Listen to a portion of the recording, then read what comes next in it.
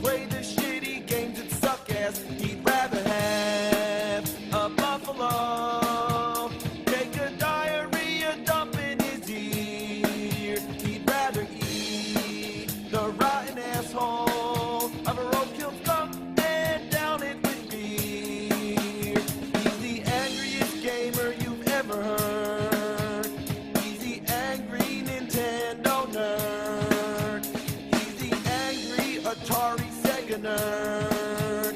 He's the angry video game nerd. When you turn on your TV, make sure it's tuned to channel 3. He's got a nerdy shirt and a pocket pouch. Although I've never seen him write anything down. He's got a power glove and a filthy mouth. On with his effort, he will tear these games down. He's the angriest gamer you've ever heard. He's the angry Nintendo nerd. He's the angry Atari Sega nerd. He's the angry video game nerd. He plays the worst games of all time. Horrible abominations of mankind. They make him so mad he can spit or say cowabunga. Cow a fucking piece of dog shit. They rip you off and don't care one bit. But this nerd, he doesn't forget it. Why can't a turtle swim? Why can't I land the plane? They got a quick buck for this shitload of fuck. The characters' names are wrong. Why the password so long? Why don't the weapons do anything? He's the angriest gamer you've ever heard. The game sucks so bad he makes up his own words. He's the angriest, most pissed off gaming nerd. He's the angry video game nerd. He's close to puke all over his feet while playing shit that no one can beat. He just can't take it anymore. Although he won't stop till he's past level 4. With his power glove and his lever gun, he's trying hard, but then again it's no fun. He's the angriest gamer you ever heard. He's the angry Nintendo nerd. He's the angry Atari Sega nerd. He's the angry video game nerd.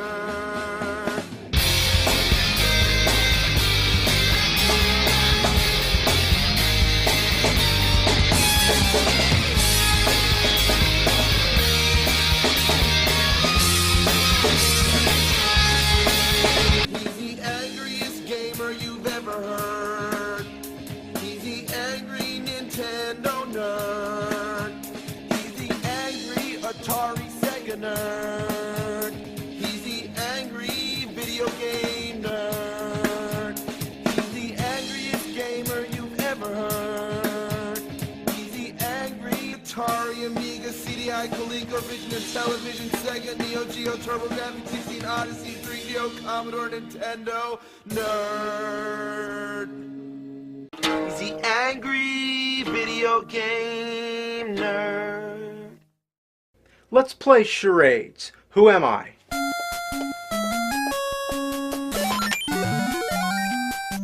If you guessed Pitfall Harry, then you're right.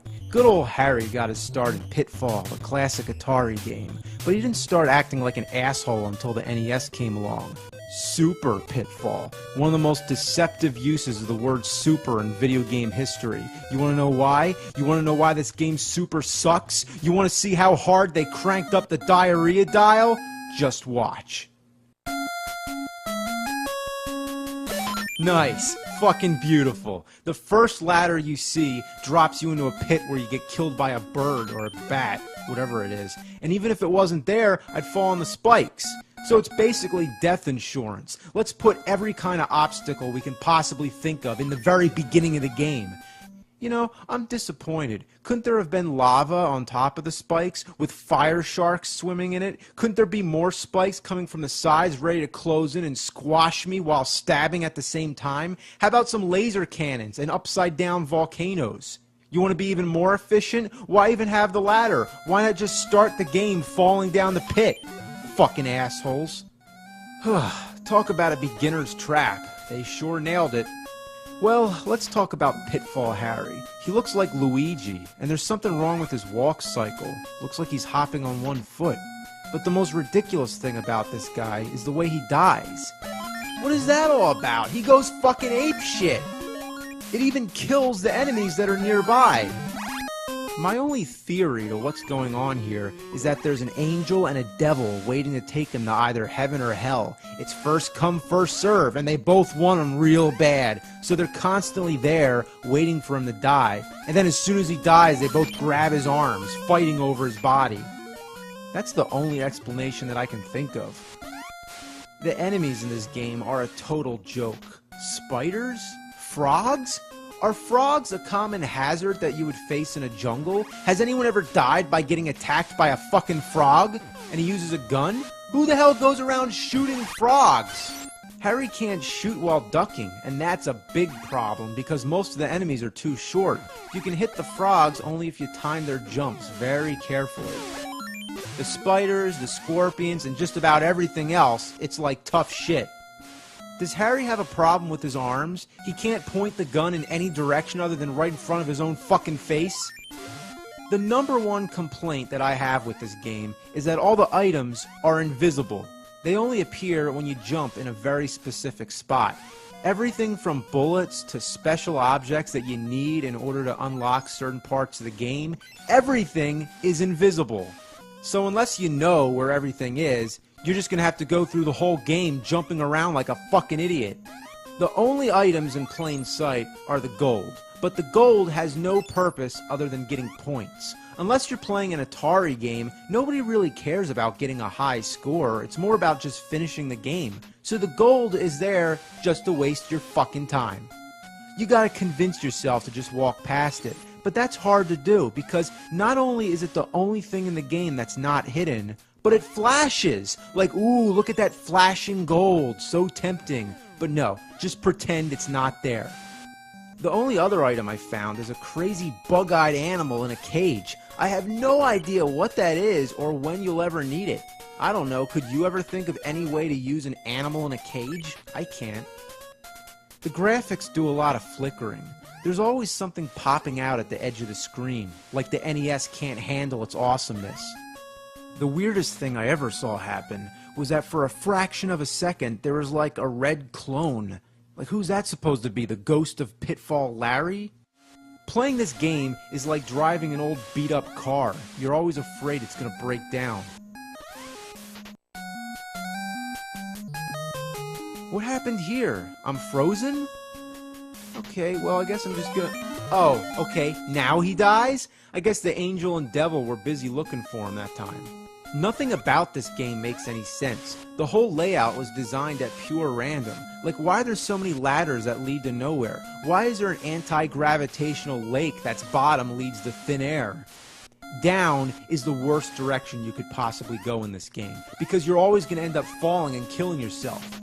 Oh, that's great. They did that on purpose. It looks like you could just barely steer yourself to the left, but that fucking platform's tucked in too far. Falling is your worst nightmare. There's one part where you have to climb up, up, up, and if you make one mistake, you're falling down, down, down. You have no idea how long it took to get that far. Now I gotta do it all over again. This game is unholy. It's fucking made in hell, I swear. Oh shit, what the fuck was that? That's fucking scary. You're just walking around and a head run amok from Easter Island comes flying towards you. Okay, how did I survive that? The weirdest thing is when the face doesn't even come after you a second time. It just sits there. Then if you walk away and come back, it disappears. So where did it go? Who knows? Who cares? This game is a lot like Milon's Secret Castle and Simon's Quest, because the whole thing is about secrets. In order to access certain parts of the game, you have to jump into walls.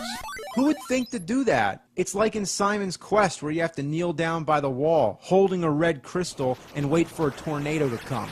Okay, well maybe it's not that cryptic. This is the last part of the game. Some kind of dungeon with skulls and shit. Kind of reminds me of the Temple of Doom. I like this part for two reasons. One, it's the only part in the game that has different music. What a relief.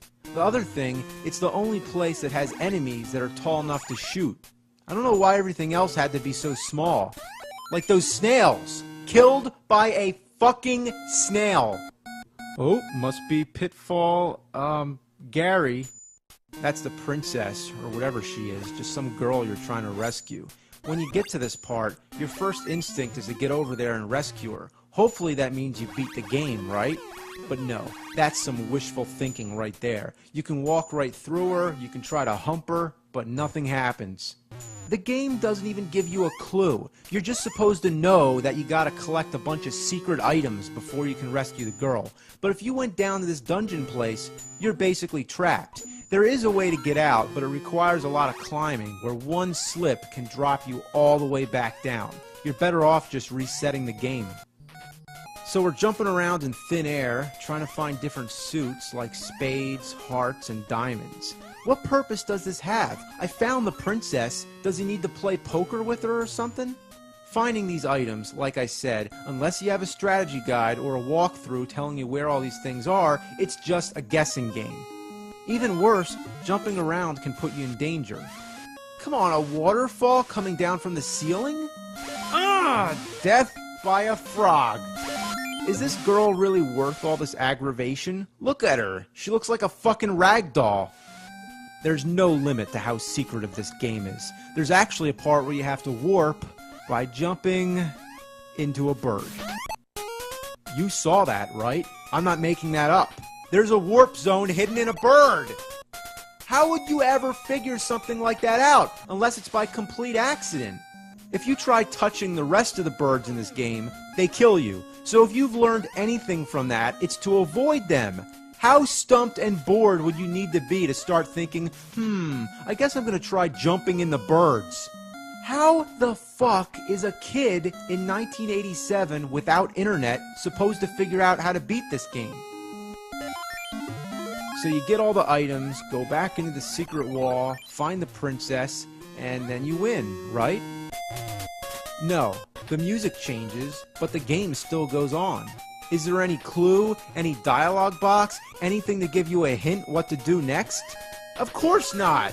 You just have to assume to go back to the beginning of the game. That means climbing out of this dungeon, finding another secret passageway, and work your way back.